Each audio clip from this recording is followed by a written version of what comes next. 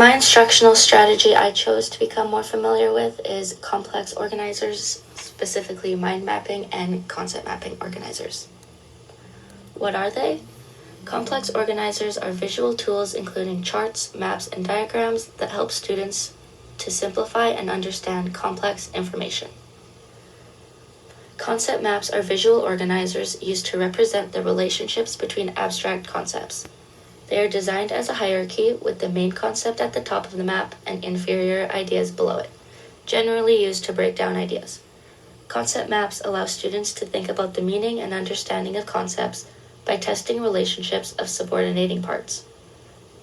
They can be very flexible and used in a variety of ways, such as to surface prior knowledge, to help students identify key ideas, to provide a map for a large body of information, or to provide a summary for what has already been learned.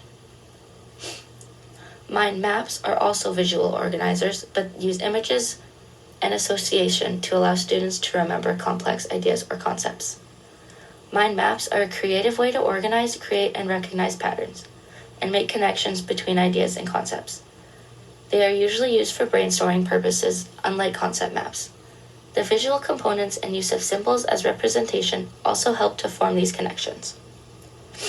Mind maps are beneficial for all students and greatly accessible and accommodating due to the visual symbols displayed. Key elements: visual clarity. The use of diagrams, charts, and maps helps simplify complex ideas and make relationships among concepts easily apparent. Structured relationships. They clearly show connections, including hierarchies, sequences, cause and effect linkages, and comparisons. Modularity. By breaking down big, complex topics into smaller parts, we are able to analyze it as a whole as well as separated. Adaptability. We are able to customize it to any content, subject, and learning goals.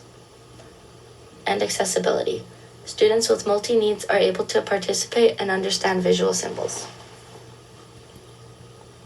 Similarities and differences between concept maps and mind maps. Similarities: they are both hierarchical, they both have key ideas that connect ideas, they can both use color, and they both branch out. Pedagogies for social and ecological justice. Pedagogies for social and ecological justice can be targeted through science and social classes. I think this instructional strategy is super helpful to target and understand how certain actions affect the environment and can be looked at through a timeline effect by utilizing a concept map. Social justice issues can be represented as a mind map to help show all the different directions they can go. This strategy would be very flexible to target these pedagogical areas.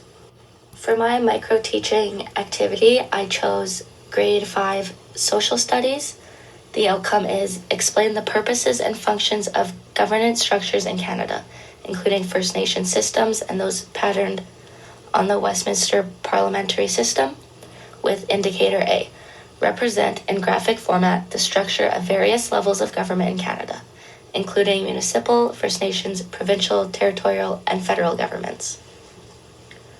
I connected this to the grade 5 curriculum because that is the age when they learn about the levels of government, and I thought it would be a fun way to put it into a concept map to improve their learning. For my lesson with concept maps, and social studies, I would start with a hook by asking questions about the community and country, such as who fixes the roads in your town, who decides about schools, who makes national laws. And as a class, we would brainstorm answers on the board. And once we felt like we had a good list, maybe around 10, we would sort them into the 3 levels of government: federal, provincial, territorial, and municipal. Once students have a grasp of that, we would move on to the development, which is where students will create their own concept map to show they understand hierarchy levels between each government, as well as the people and processes that fall under them.